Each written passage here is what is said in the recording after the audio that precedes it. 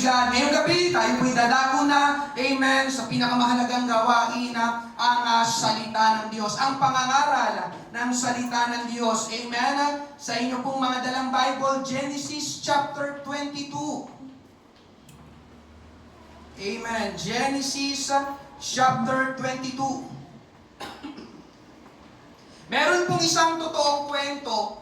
Ito po'y sa Amerika, tungkol po sa isang babae na nagsimulang magtrabaho at maging empleyado na ang kanyang amo ay isang matandang babae. Itong matandang babae na amo ay merong malubhang sakit na dinadala. Ang tawag ay emphysema. Ito po'y sakit sa baga na ang tao na meron ito ay biglang nakakaranas ng hirap sa paghinga. Emphysema. So dumating ang ilang buwan ng pagkatrabaho, ang matandang babae na amo ay nagsimulang mag-utos doon sa babae na kanyang empleyado ng mga personal na gawain na hindi na dapat trabaho ng babaeng empleyado. Kapag oras ng lunch, tanghalian, sa halip na naka-break yung babaeng empleyado o kanyang gagawin, ang kanyang mga gustong gawin dahil yun naman ay lunch break, ay biglang uutusan siya na pumunta sa post office para kunin ang sulat para sa kanyang amo. Tapos kapag uwian na, mag-uutos ulit yung matandang amo sa empleyadong babae na kung pwede, bago siya umuwi, ay dumaan muna sa bahay ng kanyang amo para pakainin ang kanyang alagang aso. At dahil mabait ang babaeng empleyado, sunod lang din siya ng sunod. At iniintindi niya ito dahil sa sakit na dinadala ng kanyang matandang amo. So ginawa ng babae ang mga inuutos ng kanyang matandang amo, kahit pa na hindi na niya yung trabaho o lagpas na sa kinakailangan niya lang na trabahuin. Lumipas ang ilang taon, yung matandang amo ay biglang inatake sa puso at namatay. Dahil nga matindi yung kanyang karamdaman. Kaya lang, amen, laking gulat ng babaeng empleyado dahil pinatawag siya ng abogado ng matandang amo at sinabi sa kanya na siya ang nakalagay sa last will na magmamana ng business ng kanyang namatay na matandang amo. Amen? Sa iyo ko ibibigay ang business. Hindi niya yun alam. Nalaman niya lang yun pagkamatay ng kanyang matandang amo. So, ang pag-uutos pala sa babaeng empleyado ng mga personal na gawain tulad ng pagkuha ng sulat, pagpapakain ng aso, ay hindi lang basta pangkaraniwang utos, kundi ito pala ay mga test. Pagsubok. Sinusubok ng matandang amo ang kanyang babaeng empleyado. Ngayong gabi mga kapatid, ipagpapatuloy ko ang ipinangaral ko noong nakaraang linggo ng umaga.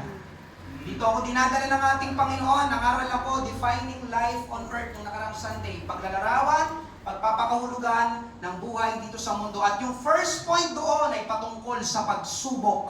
Kaya lang, amen, kung narito kayo noong nakaraang linggo, bitin, naputol. Hindi kasi natin siya pwedeng ipangaral ng isa lang na iba yung ating topic talaga. Subalit ngayong gabi mga kapatid, itutuloy natin yung first point lang. Amen? Doon lang tayo iikot at ang ating gagamiting kwento pa rin ay walang iba kundi si Abraham. Basahin po natin ang ating main text, Genesis chapter 22 verses 1 to 2.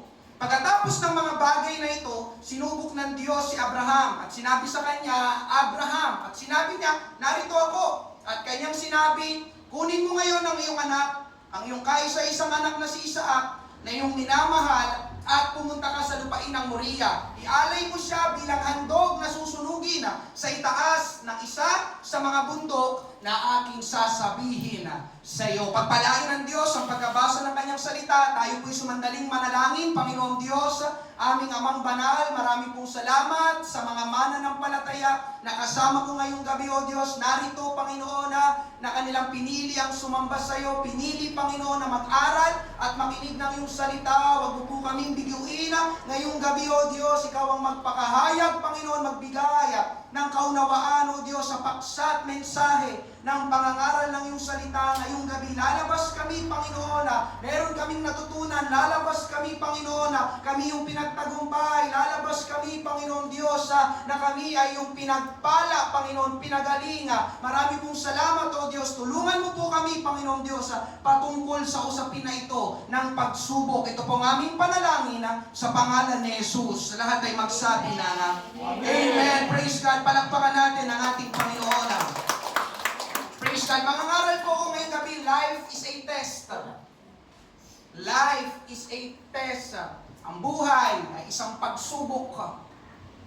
Amen. O, pwede kong sabihin ngayong gabi, sa buhay, ikaw ay makakaranas, amen, ng pagsubok. Mga pagsubok. Una po natin pag-usapan, mga kapatid, facing test. Pagharap sa mga pagsubok. Amen. Ito po'y parang uulitin lang natin, mga kapatid. Hallelujah. Pero doon sa wala nung nakaraang linggo, ang isa sa mga dapat malaman at maunawaan ng bawat isa ngayong gabi, sa ayaw o sa gusto mo, mga kapatid, haharap ka sa pagsubok o sa mga pagsubok. Sa madaling sabi, mga kapatid, susubukin ka. Amen? At ito po ang mga katotohanan ngayong gabi tungkol sa test o pagsubok. Una, nilagay ko na ito, amen, sa harapan, God gives a test. Amen? Paminsan, mga kapatid, ang Diyos pa mismo ang nagbibigay ng pagsubok sa atin. Genesis chapter 22 verse 1, pagkatapos ng mga bagay na ito, sinubok ng Diyos si Abraham. Pwede ko nang itigil doon, yun lang naman ang hinahanap natin. Ang sabi sa English, naka-highlight dyan sa inyong harapan, God tested Abraham. Amen? Ang sumubok kay Abraham ay ang Diyos. Amen? Hallelujah! Pinapahintulutan ng Diyos na tayo ay humarap sa mga pagsubok. Ikalawa, mga kapatid, believers will face a test. Ang mga mananampalataya ay haharap sa mga pagsubok. Ang sinubok ng Diyos ay si Abraham. At si Abraham dito, mga kapatid, ay isa ng ganap na mananampalataya. Amen. Hindi po siya dito unbeliever. Tinawag na siya ng Panginoon dito. Sumusunod na siya sa ating Panginoon. Isa na siyang mananampalataya. At sinong mananampalataya ngayong gabi? Amen. Amen. Mga kapatid, hindi lang si Abraham. Sasabihin ko sa iyo ngayong gabi, kung ikaw ay isang mananampalataya, haharap ka sa mga pagsubok. Amen. Walang mananampalataya na exempted sa pagsubok. Amen. Ikatlo, mga kapatid, as long as you are a Christian, there are tests. Amen. Hanggat buhay ka, hanggat humihinga ka, at ikaw ay isang mananampalataya, meron pa ring mga pagsubok. Amen? Hallelujah. Kaya, sinabi ko nga nung nakaraang linggo, amen, kung ikaw ay nag-iisip, baka kapag nag-edad na ako, amen, ng 60 years old, wala nang problema o pagsubok. Hindi po yun totoo. Ang hinalimbawa ko nga nung nakaraang linggo ay si Sister Yoli. Sapagkat siya ang ate natin sa pananampalataya. Tinanong ko siya nung nakaraang linggo, Sister Yoli, amen, kayo po ay nasa 74 years old, amen. Kayo po ba ay hindi na dumadaan sa pagsubok? Tinanong ko siya, sabi niya nakaraang linggo, dumadaan pa rin siya sa mga pagsubok. Amen. Amen. Dito, mga kapatid, si Abraham, sa tagpong ito ay matanda na. Itong Genesis chapter 22. Mga kapatid, kapag binasa niyo po ang Bible, nang ipanganak si Isaac, si Abraham ay 100 years old na. Amen? 100 years old. At nang subukin ng Diyos si Abraham, ang estimated na edad ni Isaac, ayon sa mga Bible scholars, ay nasa 12 years old pataas na. Amen? Kumbaga, siya ay pwedeng kabataan na. May muang na si Isaac. At isa sa mga patunay ay yung pagtatanong niya sa kanyang tatay na si Abraham. Genesis 22:7. Nagsalita si Isaac kay Abraham na kanyang ama ko. At kanyang sinabi, narito ako anak. Sinabi niya, narito ang apoy at ang kahoy, ngunit nasaan ang korderong handog na susunugin? Ibig sabihin, mga kapatid, alam ni Isaac ang nangyayari sa paligid niya.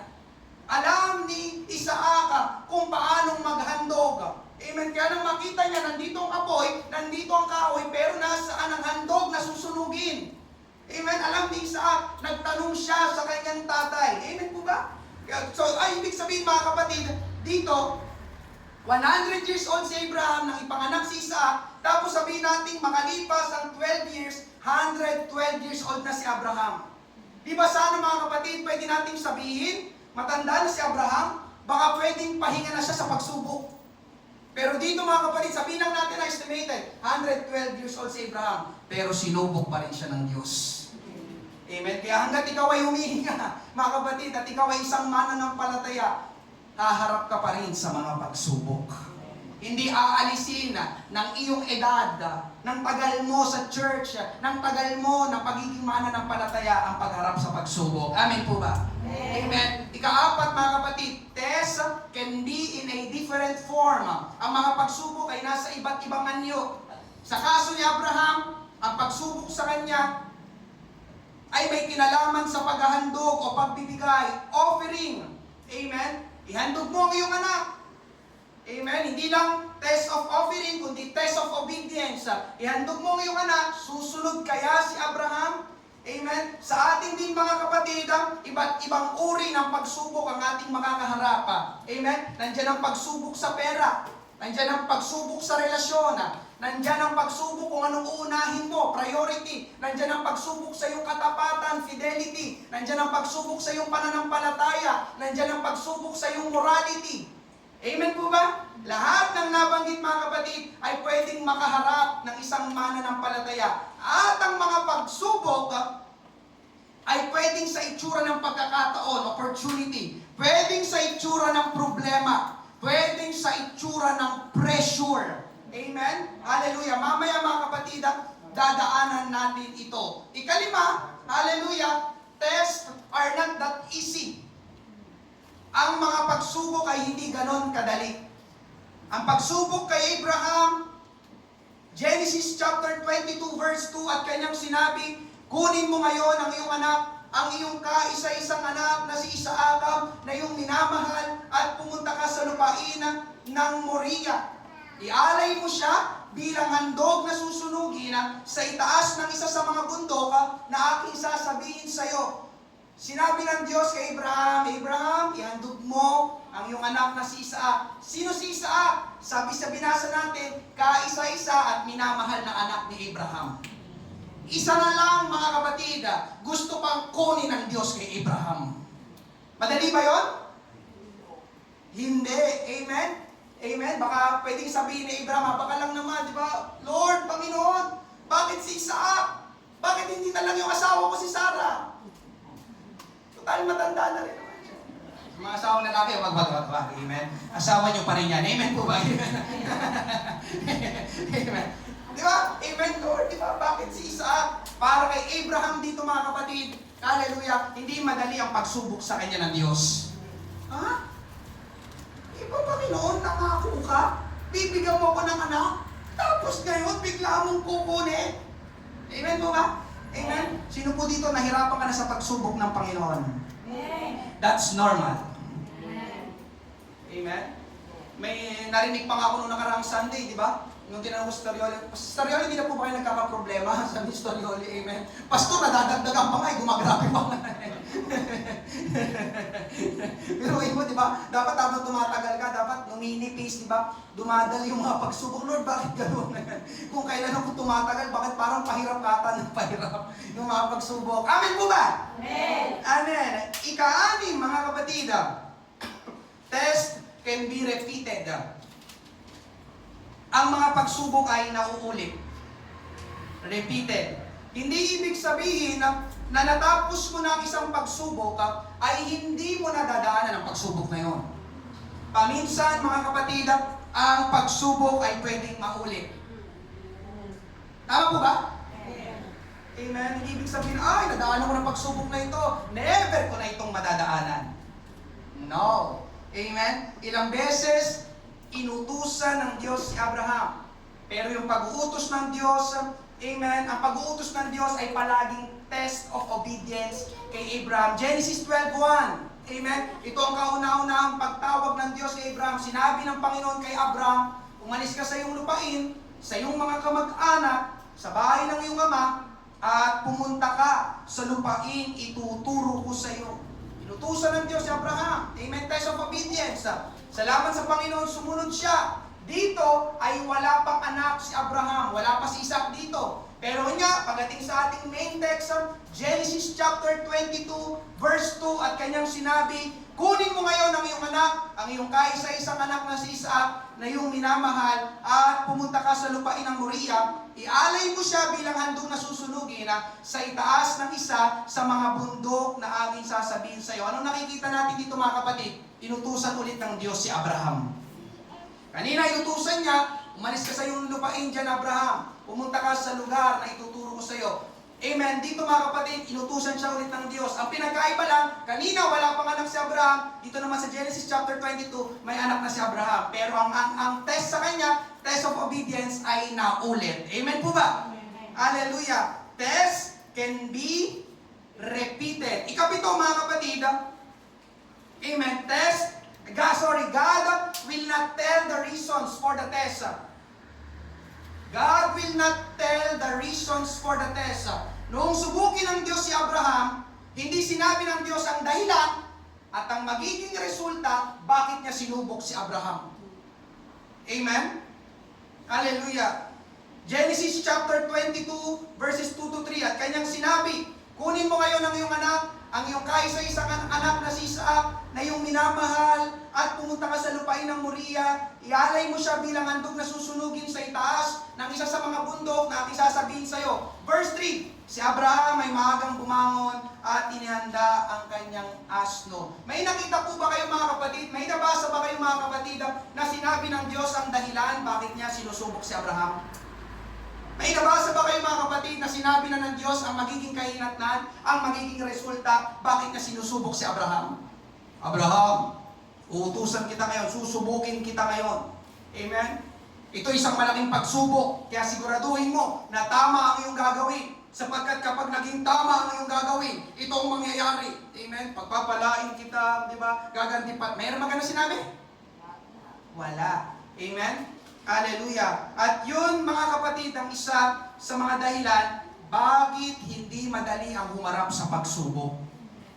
Kasi kapag ikaw ay nasa pagsubok at hindi mo alam, amen, para saan to? Diba, nangyayari, nalilito ka, nahihirapan kang mamili, hindi mo alam ang gagawin, walang eksaktong sagot. Walang idea si Abraham dito. Bakit? Diba? Siguro ang katanungan dito ni Abraham, bakit? Bakit ko ihahandog si Isaac? Bakit kailangan kong ihandog si Isaac? Anong meron? Amen? Pero salamat sa ating Panginoon, nabasa natin, maagang bumangon si Abraham, handa siyang ihandog ang kanyang anak na si Isaac. Amen? At itong pito mga kapatid, ang mga katotohanan tungkol sa pagsubok. Alam niyo mga kapatid, salamat sa Panginoon, dahil ang tawag ay pagsubok. Test. Tayo ay sinusubok lang o sinusubukan lang. Anong ibig sabihin ng pastor? Amen? Pakinggan mo ito. Ang problema sa mga hindi mananampalataya ay pwedeng parusa.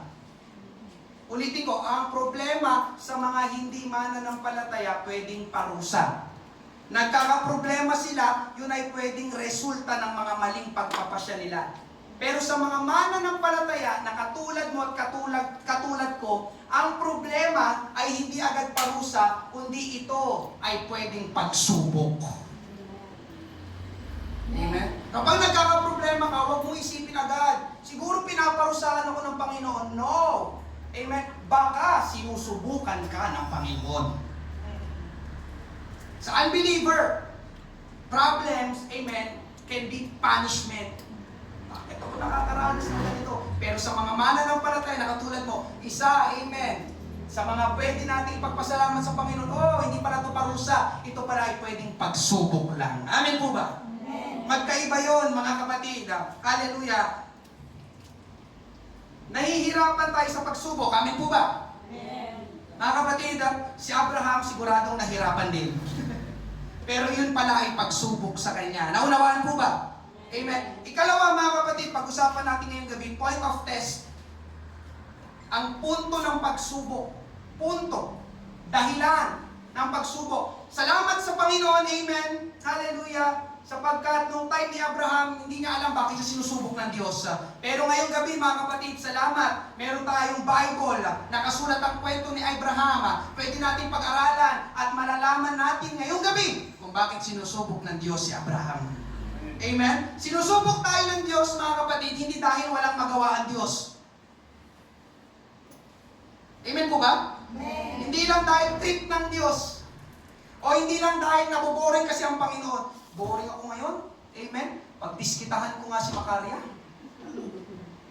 Trip ko. Sabi ng pang trip ko eh. Bigyan ko nga siya ng pagsubok. Bakit po, Lord? Wala lang. Hindi, mga kapatid. Amen? Ngayong gabi, hallelujah, sinusubok tayo ng Panginoon dahil merong mga dahilan ng ating Panginoon. Amen. Amen? Hallelujah. Kaya, dito mga kapatid, titignan natin anong dahilan bakit sinubok ng Diyos si Abraham. Una mga kapatid, God gives test to know something from us. Nandiyan ba yung sa harapan? God gives test to know something from us. Merong gustong malaman ng Diyos sa atin. Ganun naman ang unang dahilan, mga kapatid, bakit may test. Parang sa school, sa mga estudyante na narito, nagbibigay ng test sa school dahil may gusto silang malaman. At ang gusto nilang malaman ay kung may natutunan ba ang mga estudyante sa mga lesson sa school. Tama po ba? Hindi rin nagbibigay ang school ng test dahil trip lang nila. Mag-exam tayo, mag-test tayo. Bakit po teacher? Wala lang, trip ko lang. May gusto silang malaman, ito bang estudyante na ito, may natutunan ba ito sa isang grading, amen, ang aking pagtuturo ng mga lesson sa kanila. Ngayon dito mga kapatid, sa kwento naman ni Abraham, gustong malaman ng Diyos, amen, listen, gustong malaman ng Diyos kung nasaan na ba ang Diyos sa buhay ni Abraham. At ganoon din sa atin. Gustong malaman ng Panginoon kung totoo pa ba ang pagmamahal ni Abraham sa Panginoon. At ganoon din sa atin. Gustong malaman ng Panginoon kung committed pa ba si Abraham sa Panginoon. At ganoon din sa atin. Gustong malaman ng Panginoon kung ang Panginoon pa rin ba ang nasusunod sa buhay ni Abraham. At ganoon din sa atin. Amen po ba? Amen. Nakita ng Diyos, amen, na ang kanyang binigay na anak kay Abraham na si Isaac, mahal na mahal ni Abraham. Amen, si Isaac. Nabasa natin kanina. Amen po ba? Ngayon, baka sakali, amen, napalitan na ang Diyos sa buhay ni Abraham. Baka si Isaac na ang number 1 at hindi na ang Diyos sa buhay ni Abraham. At para malaman nyo ng Diyos, sinubok niya si Abraham. Amen. At ngayong gabi mga kapatid, ganun din sa atin. Susubukin tayo ng Diyos upang malaman ng Diyos, amen, kung tayo ay committed pa ba sa Kanya. Kung totoo pa ba ang ating paglilingkod at pagsamba sa Panginoon. Kung totoo pa ba ang pagmamahal natin sa ating Panginoon. Kung totoo pa ba na mas mahalaga ang Panginoon kaysa sa ibang mga bagay. Amen. Amen po ba? Una mga kapatid, isay natin ito, test of money. Amen? Hindi talaga nawawala yung money, no? Amen? Hallelujah. Sa darating na Sunday, mga kapatid, amen? Hallelujah, mas. Tingin ko, maunawaan natin ito. Test of money. Ang Diyos pa rin ba ang nasusunod pagdating sa usapin ng pananalapi? O ang pananalapi na ang nasusunod? Tahimik. Iba talaga kapag usapang pera. Ang halimbawa ko nung nakaraang linggo, mga kapatid, di ba? May mga oras na bigla kang kakausapin ng Panginoon sa larangan ng pananalapi na may gusto ang Diyos na ibigay natin na certain amount, tiyak na amount. Amen. Pwedeng para sa taong ito o kaya naman ay para sa church. Anong gagawin mo? Test of money. Amen. Hindi ko alam kung naranasan nyo na yung mga kapatid, pero ako naranasan ko na ito. Sinubok ako ng Diyos o usapin ng pera. And I will tell you mga kapatid, hindi lang ako, sabi ko nga, pati ikaw susubukin ng Diyos. Hindi mo lang napapansin kasi lagi mo nire-review. No, not me, Lord, not me, siya. Anak, pinagpala ka ngayon. Alam ng Diyos yun. May kailangan ng kapatid mo, bigyan mo siya. Ikaw naman, in Jesus' name. No. Andiyan pa po ba kayo? Amen. Anak, may pangangailangan ngayon sa church. May dumating kang pera. ibigay mo yan. No! Nandiyan pa po ba kayo? Test of money. Susubukin ka. Diba? Inuna ko talaga ang pera. Dahil isa sa mga pangunahing pagsubok na kakaharapin mo bilang mananampalataya, usapin ang pera. Amen po ba? Amen. Ikalawa, test of relationship. Nadaanan natin ito. May mga mananampalataya na iniiwan ng Panginoon at ang church nung sila ay pumasok na sa isang relasyon. Amen po ba? At meron ding mga mananampalataya, mga kapatid, hindi lang ito usapin ng pag-ibig. Meron ding mga mananampalataya na napapasama sa mga maling kaibigan. Relationship din yun. Amen po ba? Ang nangyayari, tuwang-tuwa sila, dumadami ang pumapansin sa kanila, ang daming circle of friends, kaya lang ang problema, sila ang nahahawaan. Relationship din yun, mga kapatid. Amen? Kaya lagi ko po kayong sinasabihan, mag-ingat, amen, sa mga tao na inyong palaging kasama at nakakasalamuha at nakakausap. Amen? Baka kayo ang natatransferan at kayo dapat ang nagtatransfer sa kanila. Amen? Ng inyong espiritu na galing sa Panginoon. Amen po ba? Amen. Test of relationship, tunto ako, dami pumapansin. O ba, ang dami bumabati sa akin praise God. Mamaya, dahil madami na sila, amen, sisimulan ka na nilang yayain, amen, alis tayo. No, hindi ka sasama? Ngayon lang ako nagaya, di ba? Sunday, Thursday. Tahimik talaga. Amen. Test of priority. Test of priority. Ibig sabihin ng priority, anong unahin mo? May mga mananampalataya, nasabi ko na ito, na nung sila'y kabataan pa, nag-aaral, ay umabsent sa church, gustong-gustong maglingkod. Mga kapatid, yung aking pinapangaral ay mga totoong karanasan. Nakita ko na ito. Nasa fellowship na ako, mga kapatid. I think ako ay 8 years old. Habang ako'y lumalaki, although ako ay medyo nahiwalay sa church, nag-backslide, amen, pero hindi ako lumipat ng ibang church, ng ibang fellowship. Umaatin-atin pa rin naman ako kahit papaano. At nung na-involve na ako sa ministry, yun na, mas nakita ko ng malinaw yung mga nangyayari sa loob ng church. Amen po ba? Amen. Yun nga, may mga kabataan, nung sila'y kabataan pa, kaya lang nung gumraduate, nagkatrabaho, amen, may iba nang humihingi ng iyong oras. Totoo to, mga kapatid, Totoo to. Amen? Ngayon, ang tanong, anong priority mo? Amen? May nagalok ng trabaho, malaki ang sasahurin mo, kaya lang may pasok ng Sabado o Linggo. Anong pipiliin mo? Amen? Sabi din nila, malakas ang benta ng tindahan kapag Linggo. Lalo na sa palengke. Anong uunahin mo? Amen po ba? Sa'yo, mga kapatid, tandaan nyo kayo na sinabi ko, ang pagsubok ay pwedeng sa itsura ng pagkakataon. Sa'yo, magandang pagkakataon yun. Gandang benta ito. Ang laking sahod nito. Amen? Kaya lang, mga kapatid, sa'yo, pagkakataon yun, pero sa Diyos, yung pala isang pagsubok. Andiyan pa po ba kayo? Amen. Diba? Nakakasilaw nga naman, diba? Biglang-bigyan ka ng sahod, diba? 50,000 sa trabaho. 50,000, diba?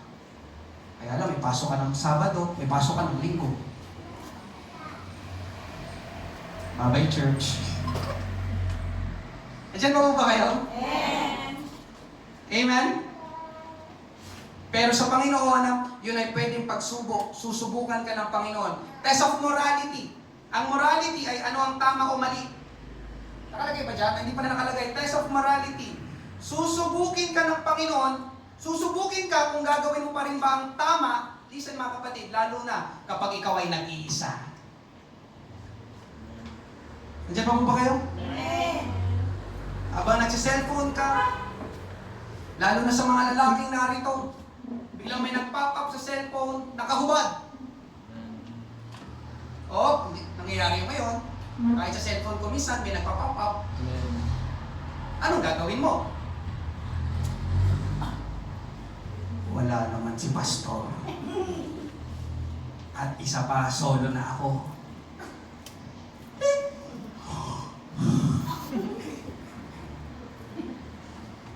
Test of morality. Diyan pa po ba kayo? Gagawin mo pa rin ba ang katwiran ng Panginoon? Amen? O bibigay ka sa tukso ng kasalanan. Amen po ba? Amen. Naglalakad ka. Amen? Yung tao na nasa harapan mo, biglang nahulog ang kanyang pitaka.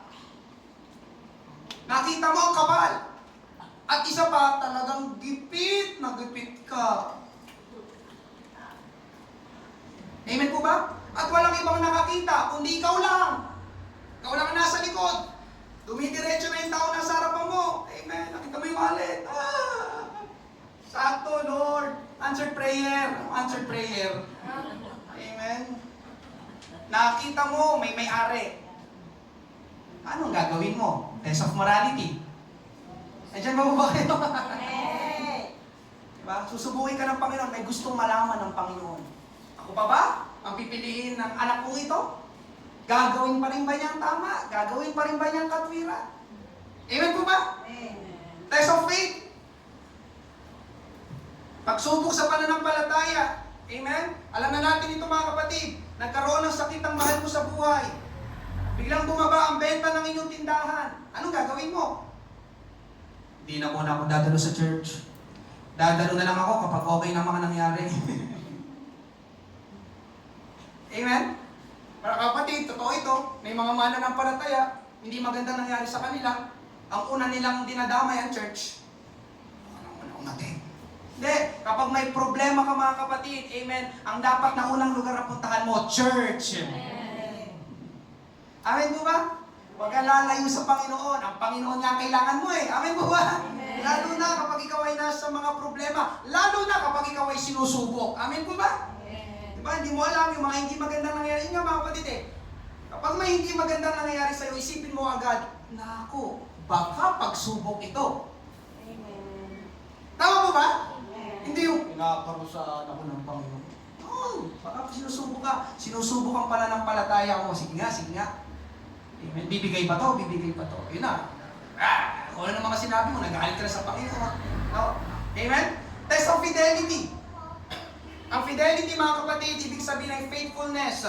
Pwede nating sabihin ay faithfulness sa identity ng fellowship. Sa ating fellowship mga kapatid, hindi po natin i-encourage, amen, na tumayo dito sa harapan ng mga babae, amen, hallelujah, nung nakaraan, may kachat ako, tinatanong niya, bakit sa fellowship natin, lalaki lang ang nangangaral, amen, hallelujah, di ba? Pwede ko sabihin na karamihan dito, mga umaten, mga babae, hindi naman tayo nakikita ni Pastor Boy, baka pwede ko nang patayuin ang babae dito sa harapan.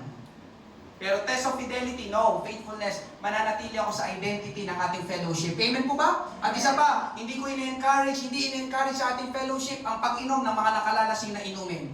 Hindi ko in-encourage paninigarilyo, anumang bisyo yan mga kapatid. Amen? Hallelujah! Paano kung may magaya sa'yo? Malapit na kaibigan mo, birthday niya, mahal mo sa buhay na ginagalang mo, boss mo na ipopromote ka kapag sumama ka sa kanya na uminom. Amen po ba? Amen. Anong gagawin mo? Pagkakataon na to. Amen? Meron tagpo sa Bible, ang tawag sa kanila ay mga rekabita, rekabites. Sinubok sila ng Diyos. Basahin na po natin, Jeremiah 35, 1-6, verse 8. Ang salita na dumating kay Jeremias mula sa Panginoon sa mga araw ni Jehoiakim na anak ni Josias na hari ng Huda na sinasabi, pumaroon ka sa bahay ng mga rekabita. Magsalita ka sa kanila at dalhin mo sila sa isa sa mga silid ng bahay ng Panginoon at bigyan mo sila ng alak na maiinom.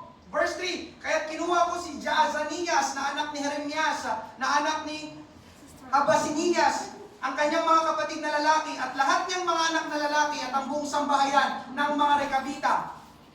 Dinala ko sila sa bahay ng Panginoon, sa silid ng mga anak ni Hanan, na anak ni Igdalias, na tao ng Diyos, malapit sa silid ng mga pinuno, sa itaas ng silid ni Maasiyas na anak ni Shalom, na tanod ng pintuan. Aking inilagay sa harapan ng mga anak ng sambahayan, ng mga rekabita, ang mga mangkok na puno ng alak at ang mga saro, at sinabi ko sa kanila, uminom kayo ng alak. Verse 6, ngunit kanilang sinabi, hindi kami iinom ng alak, sapagkat si Jonadab na anak ni Rekab na aming ama ay nag-utos sa amin, huwag kayong iinom ng alak, maging kayo o ang inyong mga anak man magpakailanman. Verse 8, sinunod namin ang tinig ni Jonadab na anak ni Rekab na aming ama sa lahat ng kanyang iniutos sa amin na huwag uminom ng alak sa lahat ng aming mga araw. Kami at ang aming mga asawa, ang aming mga anak na lalaki o babae man. Mga kapatid, nabasa natin dito, sinubok ng Panginoon sa pamamagitan ni Jeremiah ang mga lahi o mga tao ng Rekabita. Sabi sa kanila ng kanilang ama na si Jonadab, kayong mga anak ko, aking inuutos sa inyo, ipinagbabawal ko na huwag kayong iinom ng alak. Ngayon, sinubok sila ng Diyos. Jeremiah, pumunta ka sa mga Rekabita, ang gawin mo sa kanila, alokin mo silang uminom. Pero nakita natin dito mga kapatid, sumagot ang mga Rekabita, no, hindi namin gagawin yan. Sinabi ng aming tatay, hindi kami iinom ng alak. Pwede natin sabihin mga kapatid, paglabas natin, kapag mayroong mga nag-iaya sa atin, no, narinig ko sa pangangaral at alam kong yun ang kalooban ng Diyos, hindi ako titikim kahit patak lang ng alak. Amen. Amen po ba? Amen. Test of fidelity.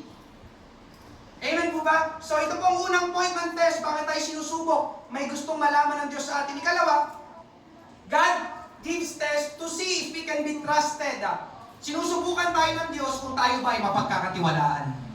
Si Abraham, binigyan ng anak, tapos sinubok siya ng Diyos, pero sumunod si Abraham, handa siyang ihandog si Isaac, nakita ng Diyos na kayang ibigay ni Abraham si Isaac na kaisa-isa at lubos niyang minamahal na anak. Kaya nakita ng Diyos, mga kapatid, mapagkakatiwalaan si Abraham ng kahit isang anak. Kanina sa introduction, mga kapatid, utos ng utos yung matandang amo sa kanyang babae na empleyado. Pero sa likod pala ng mga utos ng kanyang matandang amo, sinusubukan pala siya. Oy, baka pwede ka pumunta ka naman sa post office, kunin mo doon yung mga sulat para sa akin. Oy, mamaya pag uwi mo huwag ka muna umuwi, punta ka muna sa bahay ko, pakainin mo yung alaga kong aso. Ngayon, sinusubukan pala ng matandang amo, sige nga, titignan ko, mapagkakatiwalaan ba ito, itong aking empleyado? Kapag ito'y napagkatiwalaan, sa kanya ko ipapamana ang aking negosyo. Amen po ba? Amen. Hallelujah. Alam niyo mga kapatid, I believe, ito ring pioneering namin. Ito ring pioneering namin dito sa Pateros, mga kapatid. Ito rin ay isang pagsubok kung kami mapagkakatiwalaan, amen, ng church, at kung kami mapagkakatiwalaan ng mga tao. Kaya mga kapatid, sinusubok tayo ng Diyos, tinitignan ng Diyos kung ikaw ay mapagkakatiwalaan. Amen po ba? Mapagkakatiwalaan ba tayo sa pera? Mapagkakatiwalaan ba tayo sa tao? Mapagkakatiwalaan ba tayo ng trabaho? Mapagkakatiwalaan ba tayo ng ministry? Mapagkakatiwalaan ba tayo, amen, ng commitment? Ikatlo mga kapatid, God gives test to prepare us for greater responsibility. Sinusubok tayo ng Diyos upang ihanda tayo sa mas malaking gawain at responsibilidad. Amen? Si Moses, sinubok ng Diyos, amen. Kaya lang, napatay niya ang isang Ehipsyo, tumakas siya, pero doon pala sa tirahan ng biyanan niya, doon siya natuto. Hinahanda pala ng Diyos si Moses dahil siyang gagamitin ng Diyos para manguna sa Israel. Hallelujah. Si Joseph, amen. Hallelujah. Testimony ko na lang mga kapatid. Naalala ko, nung kami nasa Mandaluyong pa, hindi pa ako pastor, ina-assign ako ni Pastor Boyet na mangaral sa Mandaluyong Church ng Sunday morning or Sunday evening. Bagong kasal kami ni Rulin, wala rin akong plano magpastor. Pero ako'y isa sa mga main disciple noon sa Mandaluyong Church. Naalala ko, wala pa kasing assistant noon si Pastor Boyet. Si Pastor Boyet lang si Pastor Jean. Kaya lang, silang dalawa paminsan lagi naiimbitahan sa ibang lugar. Ako paminsan lang naiiwan. Minsan tatapikin na lang ako ni Pastor Boyet. Wala ako next Sunday. Baka pwedeng ikaw muna ang mangaral. Amen? So nagugulat ako, Pastor, sa akin mo iwanan ng church sa linggo ng umaga? And daming umaattend sa Mandaluyong Church. Hindi ko alam mga kapatid, amen, sinusubukan na pala ako ni Pastor Boyet. At salamat sa Panginoon dahil nagamit ko yun, dumating ang araw, humawak nga ako ng sariling church dito sa Pateros. Inihahanda ng Diyos for greater responsibility. Ganon ka rin mga kapatid, sinusubok ka ng Panginoon para ikaw ay handa para sa mas malaking responsibilidad, malaking gawain, at mas malaking pagpapala. Amen. Tandaan mo ito, kapatid ko sa Panginoon, nandiyan yan sa inyong harapan. God will bring many tests in your life because what He is wanting to write about in your life is you are ready for the larger things. Maraming pagsubok na dadalhin ng Diyos sa buhay mo dahil ang gusto niyang isulat sa buhay mo ay handa ka na sa mas malalaking bagay. Amen? Pangatlo at panghuli ngayong gabi, when the tests are passed, kapag ang mga pagsubok ay iyong naipasa. Siyempre, may pagsubok, may papasa, may babagsak. Tama ba? Amen. Nag-exam ako ng school eh. May test, di ba? Tapos hindi mo na nalaman. May ganun ba? May test, hindi mo na nalaman yung resulta. Pumasa kaya ako? No. Kapag sinubo ka ng Diyos, pwedeng ikaw ay pumasa, pwedeng ikaw rin ay bumagsak. Amen po ba? Amen. Hallelujah. Ganon din sa pagsubok ng Panginoon sa atin, mga kapatid. Subalit, ang maganda dito, hindi ibig sabihin na nabagsak mo ang isang pagsubok ay katapusan mo na. Hindi ganon, mga kapatid. Sabi ko nga kanina, kung nalampasan mo ang isang pagsubok, pwede mo ulit ito makaharap. Amen? Yung ganong klase ng pagsubok. Ganon din, mga kapatid, kung hindi makapasa, pwedeng makaharap ulit natin yon hanggang sa maipasa na natin yung pagsubok na yon. Kaya ito ang mga mangyayari kapag naipasa natin ang pagsubok ng Panginoon. Una, mga kapatid, you will be able to move on. Kapag naipasa mo ang pagsubok ng Panginoon, makakausad ka. Amen po ba? Amen. Di ba kapag nakapasa ka sa test sa school, ikaw ay makakabandi sa susunod na grade? Kung ikaw ay grade 7, napasa mo ang test, sa susunod na pasukan, ikaw ay magiging grade 8 na. Tama po ba? Pero kapag hindi ka nakapasa, ikaw ay magpapabalik-balik sa grade 7. Tama po ba? Amen. Ay, bagsak ako. Amen. Di bale. Amen. Sa susunod, tataas naman ang grade ko ulit. Grade 7 ako, pero grade 8 ako kahit pabagsak-bagsak pa ako. No. Kapag bumagsak ka sa test sa school, uulit ka. Magpapabalik-balik ka. Amen po ba? Mga kapatid, ganun din sa kwento ni Abraham. Nang siya'y subukin ng Diyos at nagawa niyang maipasa, Genesis 20:19, kaya bumalik si Abraham sa kanyang mga batang tauhan at sila'y tumayo at sama-samang nagtungo sa Beerseba at nanirahan si Abraham sa Beerseba. Itong binasa natin, mga kapatid, nagpapaiwatig na nakapasa si Abraham sa pagsubok. Siya ay nakabalik sa kanyang mga tauhan at nagtungo sa ibang lugar. Ibig sabihin dito, mga kapatid, na ipasa ni Abraham, naka-move on si Abraham. Alam niyo, mga kapatid, listen, posible sa isang mananampalataya ang magpabalik-balik o magpaulit-ulit sa isang sitwasyon o sa isang pagsubok dahil hindi niya ito na ipapasa. Ulitin ko, kapag hindi mo na ipapasa ang pagsubok, magpapaulit-ulit ka sa sitwasyon na yun. Ang isang halimbawa dito, mga kapatid, ay ang mga Israelita. Malapit lang ang kinaroroonan nila papunta sa lupang pangako. Alam niyo, mga kapatid, ang totoo, mula sa kanilang kinaroroonan, nang sila'y makalabas na sa Egypt, 40 days lang, kaya na nilang marating ang lupang pangako. Pero kapag binasa niyo ang Bible, yung 40 days naging 40 years. Alam niyo kung bakit? Hindi maipasa-pasa ng mga Israelita ang pagsubok ng Diyos. Matigas ang ulo, masuwayin, reklamador. Ganun mga Israelita kapag binasa niyo, ang nangyari, mga kapatid, dun sa wilderness, paikot-ikot lang sila. Pero yung mga kapatid, 40 days, nandun na sila dapat sa lupang pangako. Pero dahil hindi nila maipasa sa palaging pagsubok ng Diyos, nagpaikot-ikot sila. Not just 1 year, not just 2 years. Mga kapatid, imagine, 40 years nandun sila sa ilang. Paikot-ikot sila doon. Yun ay isang larawan, mga kapatid, sa ating buhay. Amen. Na pwede tayong magpaikot-ikot sa isang sitwasyon, sa isang kalagayan dahil hindi natin maipasa-pasa ang pagsubok ng Panginoon. Bakit kaya siya? Parang nakakaranas na ng mga grabing pagpapala. Bakit ako ngayon? Ganito pa rin yung pagpapala ko na natatanggap kasi pwede bumabagsak ka sa test of money. Bakit ganun? Lagi akong sawi sa relasyon. Kasi bumabagsak ka sa test of relationship. Break. Kakaroon ulit ng bagong, no? No. Amen po ba? Bakit ganun? Parang pakiramdam ko, inuuni ako ng Panginoon. Kasi bumabagsak ka sa test of priority. Inuuna mo iba kaysa ang Panginoon. Ikot-ikot ka. Ganun to, bakit sila parang nakakausad na? Amen? Di ba? Parang sa ministry, bakit sila mas napagkakatiwalaan na ng mas malaking ministry? Bakit ako hanggang ngayon nandito? Kasi bumabagsak sa test. Bakit ganun? Di ba? Parang sila, di ba, kahit may problema, nakangiti. Pero ako, di ba, kapag may problema, hindi. Kasi bumabagsak ka sa test of faith.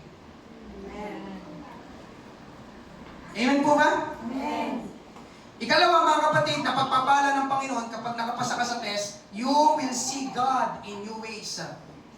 Makikita mo ang Diyos sa mga bagong pamamaraan. Amen? Mas makikilala natin ang Diyos kung sino siya at ang kaya niyang gawin. Dahil nakapasa si Abraham sa pagsubok sa kanya ng Diyos, doon nagpakilala ang Diyos sa kanya na ang Diyos ay ang Diyos na tumutugon. Ang Diyos na naglalaan. Ang Diyos na nagpo-provide. O kilala natin sa tawag na Jehovah Jireh. Ito talaga yung paborito ng mga Kristiyano, no? Jehovah Jireh. Amen. Ang ibig sabihin ng Jehovah, the Lord will provide. Alam niyo mga kapatid, dito yung kinuha, Genesis chapter 22. Itong paksa na pinag-uusapan natin. Alam niyo bakit lumitaw yung Jehovah Jireh? Kasi naipasa ni Abraham ang pagsubok sa kanya ng Diyos. Pero kung hindi naipasa ni Abraham ang pagsubok ng Diyos, hindi magpapakilala ang Diyos bilang Jehovah Jireh kay Abraham. Amen? Ganon din sa atin. Ngayong gabi, mga kapatid, hindi magpapakilala ang Panginoon kung sino siya at kung anong kaya niyang gawin sa buhay mo, sa sitwasyon mo, sa kalagayan mo, kapag hindi natin naipasa ang pagsubok ng Diyos. Amen? Genesis 22:14, at pinanganlan ni Abraham ang dakong iyon ng Jehovah Jireh. Gaya ng kasabihan hanggang sa araw na ito, sa bundok ng Panginoon, amen, ay mahanda. So Abraham called that place, the Lord will provide. And to this day, it is said, on the mountain of the Lord, it will be provided. Doon nakilala, doon napatunayan ni Abraham na ang Diyos na sinusunod niya ay ang Diyos na nagpo-provide. Amen? Salamat kay Abraham. Pumasa siya sa pagsubok. Nalaman natin ngayong gabi ang Diyos nga ay totoong tumutugon. Amen po ba? Ako rin personally, mga kapatid, naranasan ko ito. Amen. Ilang beses nyo na po itong narinig. Conference sa Mandaluyong. Hindi pa ako pastor. Magpapastor pa lang ako noon. Nakaupo ako, naghahamon sa giving. Habang may naghahamon sa giving, amen, ang laman ng aking bulsa, isang 50 pesos at isang 500 pesos. Pero sa aking puso, nagpasya na ako, ang ibibigay ko doon sa offering basket ay 50 pesos. Bakit? Last money ko na yun, 550. Siyempre, ang ibibigay ko, 50 pesos. Pero doon sa aking kinauupuan, mga kapatid, kinakausap ako ng Panginoon. Hindi ako mapakali sa upuan ko dahil sinasabi ng Panginoon sa akin, Timothy, hindi 50 pesos ang gusto kong ibigay mo. Ang gusto kong ibigay mo, yung 500. Sabi ko nga sa inyo kanya, tests are not that easy. Hindi ako mapakali, hindi ako mapag-focus sa paghahamon ng giving. Ang nasa isip ko ay naglalaban ang ibibigay ko, yung 500 pesos o yung 50 pesos. Dumaan yung offering basket, mga kapatid. Amen. Salamat sa Panginoon. Ang sinunod ko ay ang tinig ng Panginoon. Ang binigay ko yung 500 pesos. Pag uwi namin ni Rolin, mga kapatid, narinig nyo na ito, may nag-chat kay Rolin, amen, na padadalhan daw niya kami ng 2,000 pesos. Amen? Amen po ba? Amen. Doon ko nakilala, mga kapatid, buti na lang. Amen? Pumasa ako sa pagsubok ng Panginoon, test of money. Kung hindi ko binigay yung 500, for sure, wala kami nung 2,000. Ano mas malaki? 2,500. Amen po ba? Amen? Hallelujah. Ikatlo, mga kapatid, kapag naipasa natin ang pagsubok ng Panginoon, you open up the blessings in your life. Kapag nakapasa ka sa pagsubok, ito ay nagbubukas ng mga pagpapala sa iyong buhay. Si Abraham, dahil nakapasa sa pagsubok, amen, hindi namatay ang kanyang anak na si Isaac. Di ba? Sabi ng Panginoon, ihandag mo sa akin ang iyong anak na si Isaac. Tumugon si Abraham, willing siyang ihandog si Isaac, nakapasa siya, amen. Ang nangyari, hindi namatay, hindi natuloy ang paghahandog, amen, ni Abraham sa kanyang anak na si Isaac. Ano tawag doon? Blessing. At binigyan sila ng lalaking tupa na kapalit ni Isaac na ihahandog sa Diyos. Blessing. Genesis 22:13, paglingon ni Abraham, may nakita siyang isang lalaking tupa na ang sungay ay nasabit sa mga sanga ng kahoy at hindi ito makaalis. Kaya kinuha ito ni Abraham at inihandog bilang handog na sinusunog kapalit ng kanyang anak. Anong sinasabi nito, mga kapatid? Dahil nakapasa si Abraham sa pagsubok, yung dapat na mawawala sa kanya ay nanatili sa kanya. Amen. At may pinalit ang Diyos na ibang pagpapala. Yung lalaking tupa. Dapat ang ihahandog si Isaac, pero dahil nakapasa si Abraham sa pagsubok, nag-provide ang Diyos na lalaking tupa, na yung lalaking tupa na ang ihahandog sa Panginoon. Blessing. Amen po ba? Amen. Hallelujah. Sabi ko nga kanina mga kapatid, yung 500 naging 2,000. Anong tawag doon? Blessing. Amen. At naniniwala ko mga kapatid, umuwi sila Abraham na masayang-masaya dahil kasama niyang nakauwi si Isaac na buhay. Anong tawag doon? Blessing. Amen. Mga kapatid, kapag naipasa mo ang pagsubok ng Panginoon sa iyong buhay, amen, ito'y magbubukas ng mga pagpapala sa iyong buhay. Amen. Alam, pag hindi natin naipasa, yung kabaliktaran. Amen. Amen po ba? Ganun lang kasimple mga kapatid. Kaya alam niyo mga kapatid, kapag ikaw ay sinusubok ng Panginoon, anumang usapin yan, pananalapi, relasyon, priority, lagi mong piliin ang kalooban ng Panginoon. Lagi mong gawin ang pinapagawa ng Panginoon. Amen? Ika-apat mga kapatid, ito ang panghuli, you will inspire other people to make right decisions. Dahil nakapasa ka sa pagsubok, ikaw ay pwedeng makapag-inspire, makapagpalakas, makapagpayo sa ibang tao. Amen po ba?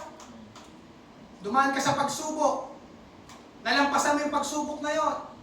May nakilala ka ibang tao, pwedeng kapatid mo sa Panginoon, pwedeng ibang tao, na yung pagsubok na dinaanan mo, yun naman ang pagsubok na dinadaanan niya. Makakapagpayo ka ba na ikaw mismo bumagsak ka doon sa pagsubok na pinagdadaanan niya? Hindi ka makakapagpayo. Pero ikaw ay pwedeng makapag-inspire, makapag-encourage, makapagbigay ng payo. Ay, alam mo bro, alam mo sis, dinaanan ko yan eh. Mahirap nga yan. Hindi ko rin alam ang gagawin noon. Alam mo, nagtiwala lang ako sa Panginoon. Ibinigay ko sa Panginoon. Ito ako ngayon, maayos. Nasa maayos na kalagayan. Nagtiwala ako sa Panginoon dahil mabuti ang Panginoon.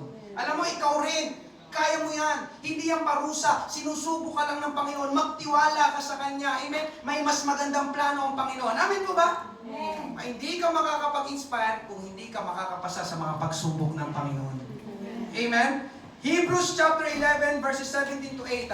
Sa pamamagitan ng pananampalataya nang subukin si Abraham, ay kanyang inihandog si Isaac. Siya na tumanggap ng mga pangako ay handang maghandog ng kanyang buktong na anak, na tungkol sa kanya ay sinabi, kay Isaac ay tatawagin ang iyong bini. Ang kwento ng buhay ni Abraham ay pagpapala po sa atin, inspirasyon sa atin, pwede nating maging reference na kapag naipasa natin ang mga pagsubok ng Diyos, meron siyang nakahandang pagpapala para sa atin. Ngayong gabi mga kapatid, bago ko magtapos, amen, marahil itong pangangaral na ito ay hindi ewan ko, hindi para sa'yo, amen? Pero believe me mga kapatid, pwedeng mamaya, baka nga nung mga nakaraan sinusubo ka na ng Diyos.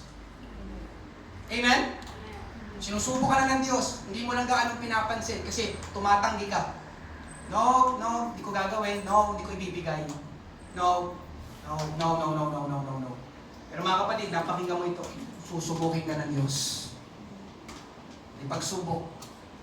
Anong gagawin mo? Anong pipiliin mo? Pera, relationship, priority, morality. Lalo na kapag ikaw ay nag-iisa, gagawin mo pa rin ba ang tama? Gagawin mo pa rin ba ang katwiran? Wala naman ako sa church, hindi naman ako nakikita ni pastor, baka pwede ko nang gawin to. Hindi ka kita ng mga tao, pero kita ka ng Diyos. Kita niya, sinusubukan ka niya. Sige nga, titignan ko nga, dadamputin niya ba yung pitaka? Amen po ba? Babalik niya ba yung sukle? Sobra yung sukle? Sinusubukan. Amen po ba? Ngayong gabi mga kapatid, amen, life is a test. Ang mabuhay dito sa mundo, amen, ay punong-puno ng mga pagsubok. Amen po ba? Kapag sinabing pagsubok test, may pumapasa, may bumabagsak. Ang tanong, paano kapag tayo na yun? Papasa kaya tayo? Babagsak tayo. Amen? Mas maganda mga kapatid, at least narinig natin ngayong gabi, mas maganda na tayo pumasa kapag tayo sinusubukan ng Diyos. Amen. Ang pagsubok o ang tayo makapasa sa pagsubok, ito'y nagbubukas ng mga panibagong pagpapala sa atin ng ating Panginoon. Amen? Tayo po'y magsiyong lahat. Thank you, Lord. Maraming pong salamat ngayong gabi. Praise God. Thank you, Jesus. Ako po'y magpapaanyaya sa bawat isa ngayong gabi. Amen. Kukunin ko na pong pagkakataong ito. Maraming salamat po. Amen. Sa nag-imbita sa inyo. Pero kung wala pa po sa inyo ang Panginoong Hesus, ito po ang tamang pagkakataon na siya po inyong tanggapin. Amen. Ngayong gabi, hindi po kami dito nagtitipon para sa isang relihiyon. Kami po ay nagtitipon dito dahil meron po kaming relasyon sa Diyos. Hindi po kami nag-aalok sa inyo ng panibagong relihiyon, ng panibagong samahan. Amen. Ang akin pong iaalok sa inyo, kailangan mong magkaroon ng relasyon sa Diyos. At yun ay sa pamamagitan ni Jesucristo, ni Jesus Christ. Amen? Ang relihiyon, mga kapatid, ay patay. Subalit si Jesus ay buhay. At siya ang kailangan mo ngayong gabi. Ang sabi ng Bible, mga kapatid, nagkasala ang tao. Amen? At yung kasalanan ay hindi wala lang. Sabi ng Bible, may kaparusahan ang kasalanan. At ang kaparusahan ng kasalanan ay kamatayan. Subalit salamat sa ating Panginoong Hesus, siya'y naparito sa lupa, ibinigay ang kanyang buhay, napako sa krus upang bayaran at tubusin ang ating mga kasalanan. Yun, amen, ang kanyang pagpapatunay ng kanyang dakilang pag-ibig sa atin. Kaya amin pong tinanggap dito ngayong gabi, kung tatanungin niyo po kami sa mga first time na narito, amen, kung ano ang aming relihiyon, sasabihin ko po sa inyo, ang meron po kami ay hindi relihiyon, ang meron po kami ngayong gabi ay si Jesus Christ sa aming buhay. Amen. Wala pong nagawa sa amin ang relihiyon. Amen. Maraming mga tao ngayon may relihiyon pero walang relasyon sa Diyos. Kaya ganun pa rin ang uri ng kanilang buhay. Paulit-ulit, pabalik-balik sa pamumuhay sa kasalanan. Pero ngayong gabi, sa lahat ng mga first time na narito, kaya magsimula ng Panginoon sa iyong buhay. Kung iyong isusuko, sasampalataya ka at tatanggap ka sa ating Panginoong Hesus bilang Panginoon at personal na tagapagligtas ng iyong buhay. Pwede ko bang makita ang iyong kamay, amen, habang ang bawat isa ay nakayuko sa mga first time na narito ngayong gabi, amen, nais mong tanggapin ang ating Panginoong Hesus, pwede ko bang makita ang iyong kamay, pagtaas ng iyong kamay, hallelujah, thank you Lord, hindi mo pa tinatanggap ang Panginoong Hesus, praise God, meron po ba sa aming kalagitnaan, thank you Lord,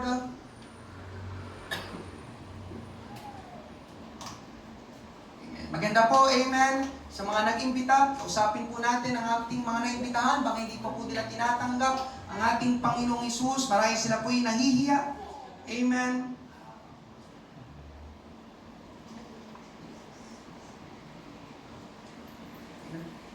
Okay po, thank you. Praise God. Habang ang bawat isa po ay nakayuko, amen. Sorry, tayo po ay magsitayong lahat. Lahat po pala ay tumanggap na sa ating Panginoon. Mag-altar call pa rin po tayo, mga kapatid. Amen. Life is a test. Practical preaching, mga kapatid. Amen. Hallelujah. Pwede kang makapakinig ng about faith, about hope. Amen. Kaya lang mga kapatid, alam na natin yun. Amen. Ako minsan, parang nagsasawa na ako sa pangangaral na faith, na hope, na love. Amen. Hindi mo ba alam na mahal ka ng Panginoon? Ako, praise God, pagdating ko ng church, alam ko na, mahal na ako ng Panginoon. Amen po ba? Amen. Pananampalataya. Pero ito mga kapatid, iniiba kong preaching dito sa Pateros, kailangan mong lumago spiritually. Amen. Hindi kailangan ang makinig mo, ang pakinggan mo pangaral about faith, about love, about hope. May mga kapatid, may pag-asa sa ating Panginoon. Totoo yun. Amen. Pero ngayong gabi, lalo na sa mga midweek services natin, kung napapansin nyo, I'm preaching mga practical preachings, doctrinal preachings, mga kapatid, dahil yun ang kailangan mo para lumago ka bilang isang Kristiyano at sumusunod sa ating Panginoong Hesus. Life is a test. Bubuksan po natin ang ating altar. Umanap ka ng lugar sa kamananalangin. Naniniwala ako, merong area sa iyong buhay, sinusubo ka ng Diyos. Amen. Tayo po'y manalangin. Habang inawit po natin ang isang awitin kanina, mga kapatid, amen, you are God alone. Praise God, hallelujah, hallelujah, we worship you. Kausapin mo ang Panginoon. Thank you, Lord. Hindi ko alam kung anong klase ng pagsubok yan. Test of money, test of faith, test of priority, test of morality, test of fidelity. Amen.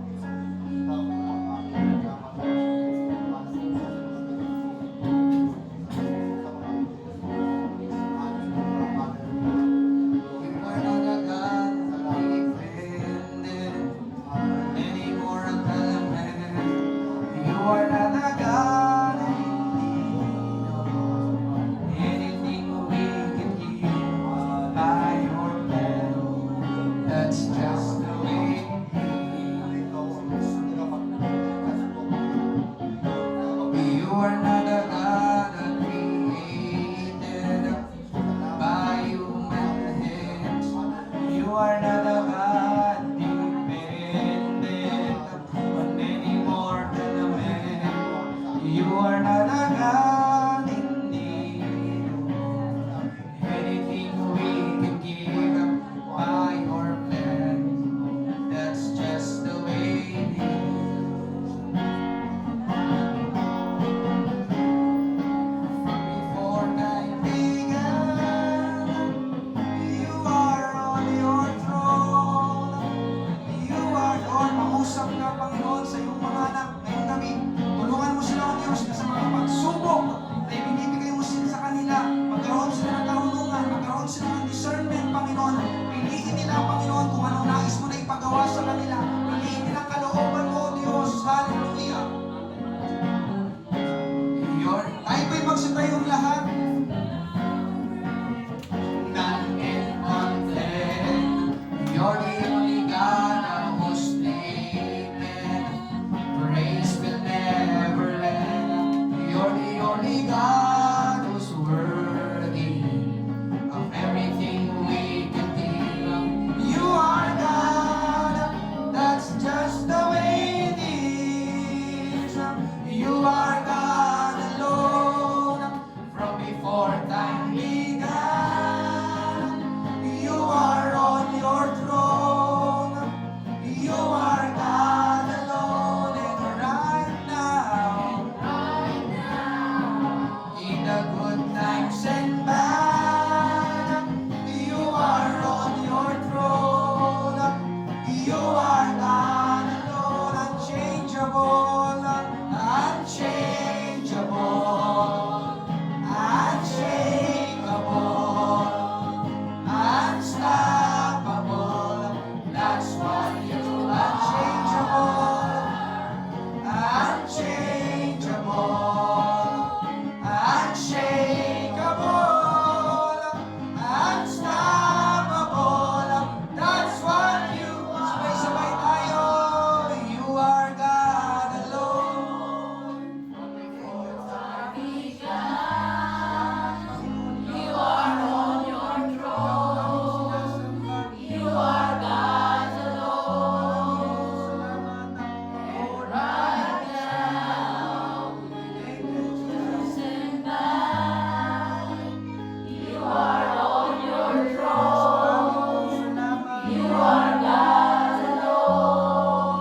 Purihin, pasalamatan sa buhay natin ang ating Panginoon na dakila ka, O Diyos, aming namang banal. Aming namang banal. We give you glory, we give you praise. Marami pong salamat. Marami pong salamat, O Diyos, dakila ka. Praise God, praise God, praise God, praise God. Thank you, Jesus. Hallelujah, glorify your name, dakila ka. Aming amang banal, aming amang banal. Thank you, Lord. Praise God. Thank you, Jesus. Thank you, Lord.